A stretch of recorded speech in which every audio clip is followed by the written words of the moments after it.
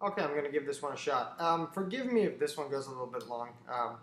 For starters, I got a zip drive because I don't have internet set up in my new house yet. So all of my videos I get to put on this and then take it somewhere with internet to share it with the world. And it's orange. I thought that was neat. It's that or pink. So maybe I should have gone with pink. I got my Bible and I've got my notes like always. But there was a post I did recently, and I wanted to do it in video form because it was something that I put a lot of thought into. It was a topic that is relatively important to me because it has to do with spiritual warfare, as well as well, I guess a few things I'll get into. But the title of this video is Demonic Oppression versus Demonic Possession. Or more so, Demonic Possession versus Demonic Oppression. Either or. We have a lot of times in the church where... so this was a big deal to me because I was diagnosed with bipolar disorder, type 2, the more mild kind. And I had a lot of backlash from people that was talking about you're possessed by a demon and this and that, and you're being inhabited by an evil spirit. And now I can side with maybe things like anxiety and depression, eating disorders, bipolar disorder is the work of demonic oppression. But biblically speaking, from the accounts that we see in the Bible of what happened with demonically possessed people, it doesn't really. And I've also seen this post going around where it's like researchers conclude that mental illness is the sign of demonic possession. And guys, this is really, not only does this underplay what demonic possession really is, but it kind of, like I said, downplays what demonic possession is, but it also that really scares people. You know, it's got people hitting their knees like, God, get this demon out of me. And there's not a demon in you. You know what I mean? Like, the way that the brain works is fascinating. Like, science has not even been able to figure it all out. Like, we've mapped the brain out for the most part, but why some things happen the way that they do, and there's all kinds of stuff that it's the most mysterious part of the human body by far. We've figured out almost every organ's function, how it functions, and why it functions, and that sort of a thing, and our bones and the marrow and everything like that. But the brain is that one thing that it leaves a lot of scientists and psychologists who kind of bicker over. So I'll try to approach some science here, but I'm not a scientist. A lot of you guys know I left high school early. Not a scientist. So, but I do believe what the Bible says about demonic possession and demonic oppression, you know, things like facing temptation and that sort of thing, are, you know, two different things and that I kind of want to get into. So, I'm going to start with possession. So, in the Bible, we see a lot of times, like in Matthew 9, 32, 33, the victim is unable, the vessel, I guess I should say, is unable to speak sometimes. They oftentimes have violent behavior. You know, I had brought up those 7 men who tried to expel this one demon, and the demon said, they said to the demon, in the name of Jesus, whom Paul preaches about, we command you to leave. And this demon said, Jesus I know, Paul I know of, but who are you? And after he said that, the demon essentially beat them bloody, stripped them naked, and sent them running through the city. They were terrified. They were like, okay, this thing's too big for us. So they left. So they possess oftentimes superhuman strength. Biblical reports of possession include physical ailments, inability to speak, epileptic symptoms, blindness, and violence at times. So, also, knowledge. So there's an account in Acts 16 where a spirit gives a slave girl information, things that she wouldn't know. And this is actually one of the. So when the Roman Catholic Church dispatches priests to deal with exorcisms, they have this list of symptoms that the vessel has to exhibit in order for them to even take interest in the case. And I'm going to go off on this whole information that you don't know thing, because one of those things is speaking old languages that are dead or that the vessel would not know. Does that make sense? Like, I don't know Latin. If I start speaking Latin ever, we should be worried. You know what I mean? Or at least I should be worried. My mother would probably worry. You might not care. So abnormal amounts of strength is...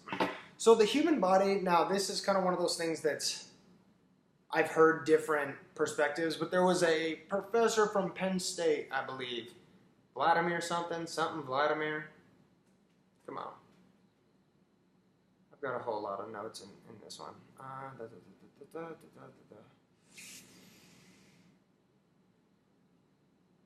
Okay, this is too much for me to... Oh, there we go.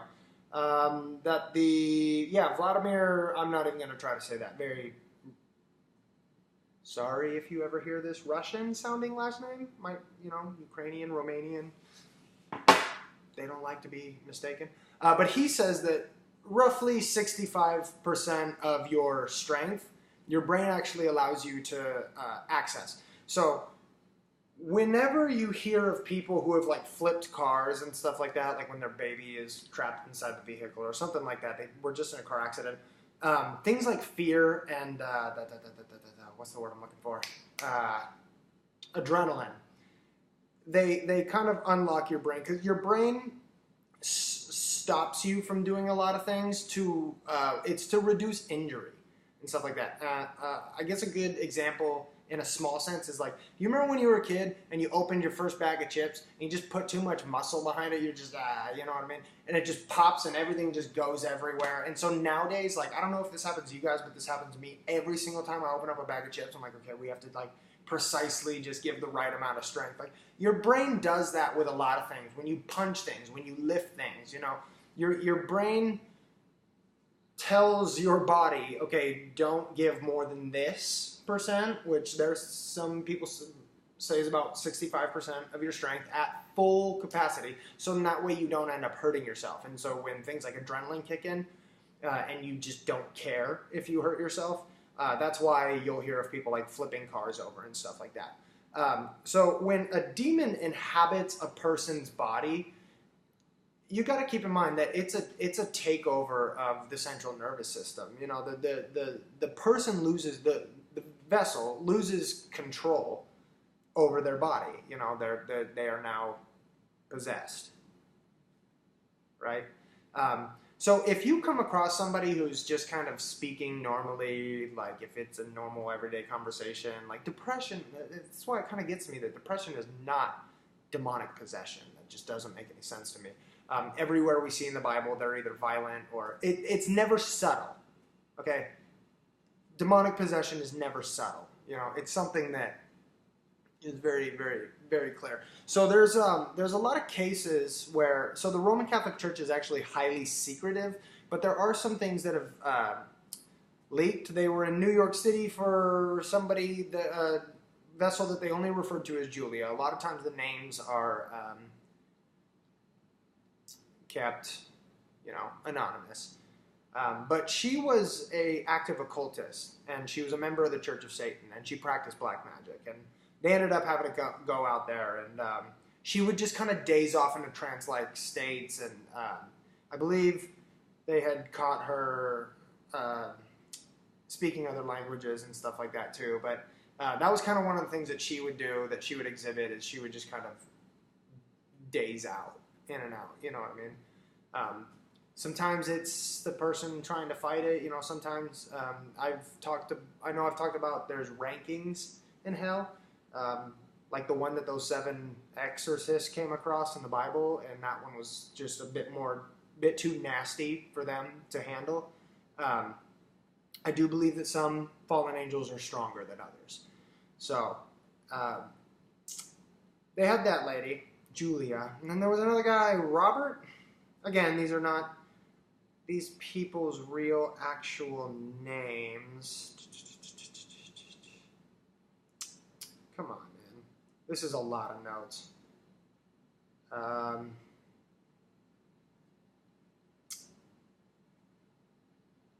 Yeah, okay, I might just have to kind of skip past him. Oh, Robert Doe. Okay, it was in the 1940s. The name of the vessel, of course, was kept anonymous, but over 40 priests were present and witnessed this exorcism, and I guess a few books have been written about it. The Exorcist of Robert Doe. Ronald Doe. Look it up if you're interested. But by far, the most impressive, the most well-known case of demonic possession was or at least in modern history, was in the 1970s, and it was a French girl named Anneliese Michel.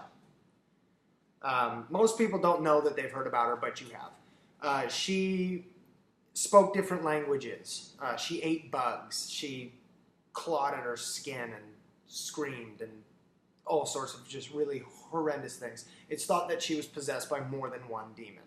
So she was very... It wasn't a winning case, guys. Hollywood caught wind of the event, of course, and you know how they just like to blow everything up. It's Hollywood, you know. I'm sure you have your own opinion on them, but they made a movie about it, and it's called The Exorcist of Emily Rose. And so Anneliese Michel, the actual girl, she died after 3 days of starving herself, and I believe she was possessed for. I think it started when she was like 17. She died around like 20 or 21. So I mean, she was possessed for years, you know, and it was a horrendous experience for her family. She died under her kitchen table, barking like a dog at everybody. She attacked people violently and stuff like that. And yeah, she essentially starved to death. Ugly case. So these things, and what we hear in the Bible about the two men who the demons had inhabited, and they were the guys who went into the herd of pigs and that ran into the water and drowned. After they were faced with Jesus, they had asked, you know, please don't send us to the place of torment. Let us go into these pigs. And Jesus said, so be it. You know, go on. Those two men were actually waiting on a path. Going, and I don't know where people were going, but it's kind of like if you're on the West Coast, Interstate 5, you know what I mean? So people are traveling down this way, and they wouldn't allow, they were like a roadblock, you know, and they would attack anybody who tried to pass. Does this sound like depression? Does this sound like anxiety? Does this sound like bipolar disorder, eating disorders? Does it sound like even schizophrenia? I mean, schizophrenia can be pretty wild sometimes. And that's one of the only ones where I'm kind of like, okay, where we might be leaning into a maybe possession at that point. But I know that psychologists and psychiatrists and doctors and scientists of all kinds, you know, when they find what they do extensive research, and they watch and monitor brain activity in mentally ill people, and these things just don't exhibit the same traits. So I'm not sure if scientists have ever monitored the brain activity of a spiritually possessed person, somebody who's possessed by a demon. I would personally kind of be fascinated to see that. I'm sure that it would be off the wall insanity, but nothing like what you would see in somebody who just struggles with mental health. You know, mental health is just, it's a product of our food source and the things that they put in our water and bad upbringings and stuff like that. I'm not going to say that, I mean, mental health has kind of always existed, and we're kind of being like, well, ADHD and bipolar disorder is kind of a new concept to this. Just because like we're just now discovering it doesn't mean it didn't exist back then. You know what I mean? It was probably more rare, Um, I know a lot of people are going to agree with me when I say talk about our food supply and our water supply and how that has pretty damaging effects on human beings. But I'm just going to throw one more out there. Don't shoot, but vaccinations. Sorry, we'll go on because I know that that's people cry about that. We'll enjoy polio. I don't know why you'd ever wish that on somebody. So, demonic oppression. Most of us, as a final note on possession, most of us will never deal with demonic possession, and most of us will probably never even encounter somebody who's possessed by a demon. And it'll probably be the scariest thing that you've ever experienced in your life if you ever do. So, but I think that demonic oppression is a much more interesting topic and much more useful topic because this is something that we all fall victim to. So the first thing I want to say is what's in 1 Peter 5:8. The devil speaks to spiritually devour believers. You know, it talks about him walking around like a lion, seeking whom he may devour. We've also got Ephesians 6:11. Lucifer and his demons scheme against believers. They plot. So, example. Let me just read this note. Example, Lucifer, Jesus, demons tempt us towards sin and oppose our efforts to obey God. Yeah, I guess I can go off on that. So that was kind of a main note I made in the post, is that the point of demonic oppression is them trying to oppose your efforts to obey God. Lucifer did it with Jesus, you know. Turn this into bread, you know, all this has been given to me. And I really want to emphasize on that verse. I know that Satan's a liar and all, but he came up with Jesus and looked over kingdoms, and he said, all of this has been given to me. And we, as Christians, tend to just kind of blow over that. What does he mean, all of this has been given to him? Now, there's half the Christians in the world who say, God is in control, and they're right. You're absolutely right, God is in control. But they also tend to lean on this idea that God is God of this world. He's the creator of this world. I'll agree with you there. But when I look at the rampant sin, I would not say that God is the God of this world. Now, you have to understand there's a lot of Christians on the flip side, and I would be one of them, that would say that Lucifer is the king of this world. I wouldn't call him the God of anything. I'm not going to give him that much credit. But I would say that he is a driving force in this world. I think that he's behind our governments. I think that he's behind our entertainment industries and our music industries and all that kind of stuff. God is God, right? He's the King of heaven. He's the God of, you know, he's got his kingdom, which will be coming down to earth, and this earth will be his. He will be the God of this earth, and he is the creator of this earth. And so I can understand how a lot of people might get frustrated when I say I'm not really convinced that God is the God of this world. But if God was the God of this world, then I think that we would act differently as human beings. I think that things are very carnal. It's not spiritual enough. We're not following enough of the commandments. And I'm not talking about believers. I'm just talking about secular societies in general. Like, you got to keep in mind, I'm from America, where we are like the #1 country on earth that says, God bless America, God loves us, we're God's chosen people. Which that's not true. We're not God's chosen people. Replacement theology is a video for another time. He has not wiped his hand with the Jews. He's using America right now for good things. Yeah, we've done a lot of good things in ministry and like missionary work and stuff like that. So, yeah. Rabbit holes. You got to stay away from them, guys. I will move on. No, you know what? I'm going to finish that point. So I live in the country where everybody thinks that, you know, God is so pleased with us that we can get away with doing whatever we want. And that's just not true. That's essentially the end of my point there.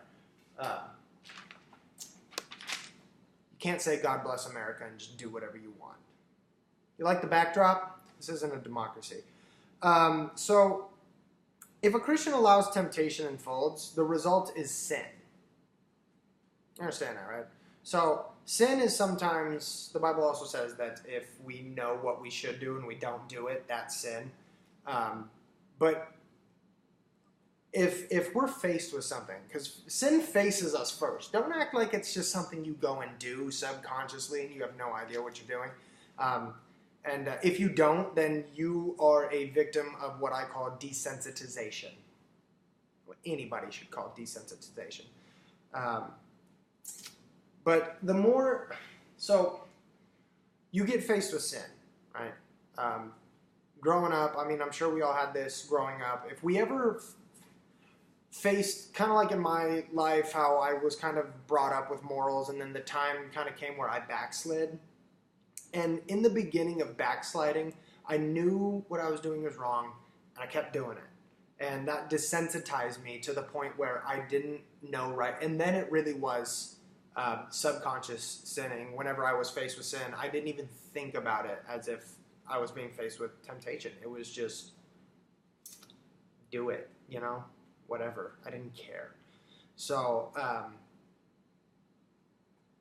again, my testimony is a story for another time, but I do believe that part of that being born again is you have a revival of your conscience. I think that God kind of comes in, starts to do some work in you, because I could never do the things that I used to do and feel okay with it. I would feel a strong sense of conviction right there on the spot, and I would feel a sense of, you know, this is wrong. So, desensitization to sin is a very dangerous thing, and I think that this is one of the main paths to demonic possession. But then again, we don't always know. We don't always know how demons choose their victims. We don't, you know, like Annalise Michelle, like she was young. She was like either like 14 or 17 or something like that. And she was a teenager when she became possessed.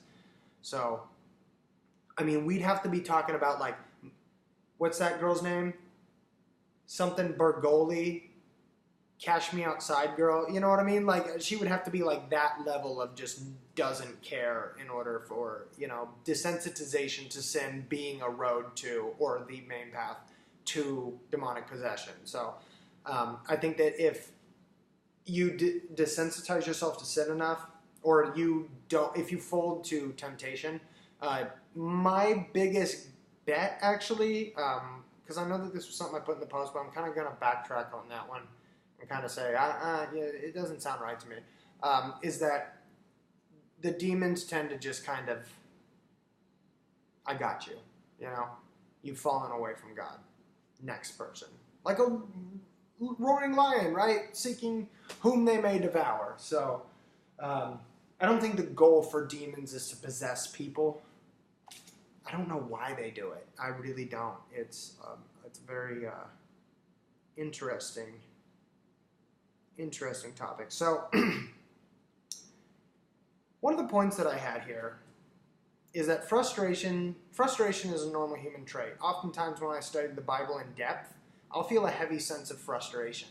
And I didn't understand that for a while. I went to a Hillsong concert before and felt the same thing. And sometimes I'll be in a church service and like, they say that, you know, when you're hearing something that you know is right, or you know they're right, but you've been living your life the other way, that it upsets you. And I'm really not that kind of church attendee. Usually if I know that what I'm doing is wrong, then the pastor says it in front of everybody, like not, of course, pointing me out, but pointing out that particular hold that is grabbing me by the throat. And I tend to usually just kind of be like, no, you're right, you know, take that in.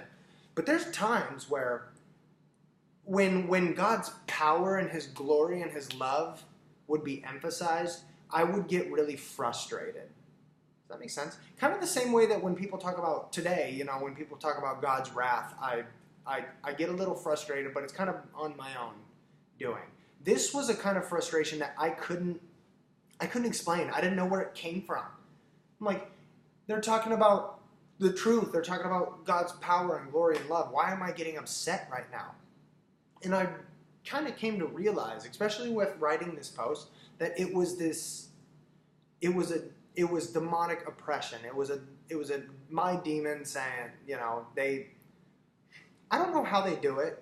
again, because there's a lot of things we'll never know about fallen angels, but they are very able to influence your feelings. Now, have you ever noticed whenever there's somebody that, and I could actually name a few people, but I'm not going to put them on blast, secular kind of friends that I have, where all day long, like, we can respect and love each other, but the second that I profess that I love Jesus and who he is, they start to get mad.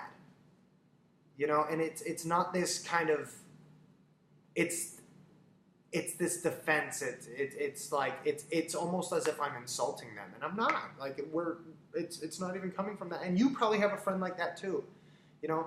And what that is, guys, is these are some oppressive demons that are latching onto these people, and they don't want you. They put a spiritual veil in front of that person, so they don't understand what you're trying to tell them, which is just, there's a God who loves you. Why would you want to run away from that? You know,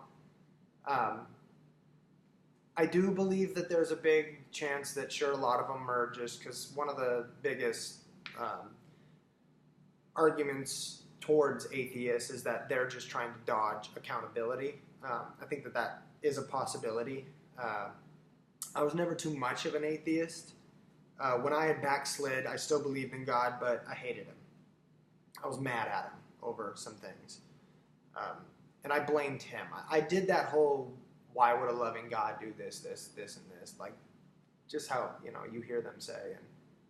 And God had essentially answered me after years of doing my own thing. And he was just kind of like, the pain you cause people and the pain that people cause you, I didn't do this. Do you see that now? You guys do this to each other. Why would a loving God allow suffering? He doesn't. He put it in a book and told us what to do and what not to do. We allow suffering as human beings. We inflict suffering. That's our fault, not God's. And I had to learn that the hard way. So, like I was kind of saying, because I want to wrap this one up. It's already been about half hour, but the frustration that I felt when encountering God's glory and his power and the unity of his people in a room, and the frustration that these people feel when you try to profess to them about the love of Jesus Christ in the right way, and they still tend to get angry. What you need to understand then is that right there in that moment, you're not going to convert them, so the most powerful thing you can do is to go home and pray for them. Don't keep throwing hammers at them. Don't keep throwing scriptures at them. When you see that they're starting to get defensive, you need to understand that this is a result of demonic oppression. They're looking for who they can devour, and they're looking to keep devoured the ones that they've already devoured. Does that make sense? So, that's what they do. The point that I had kind of came into when I first hopped onto oppression is that their goal is to oppose your efforts to obey God. So don't let them do that. And that's, I'm sure I'll think of more to say, but for now, that's all I got to say about it.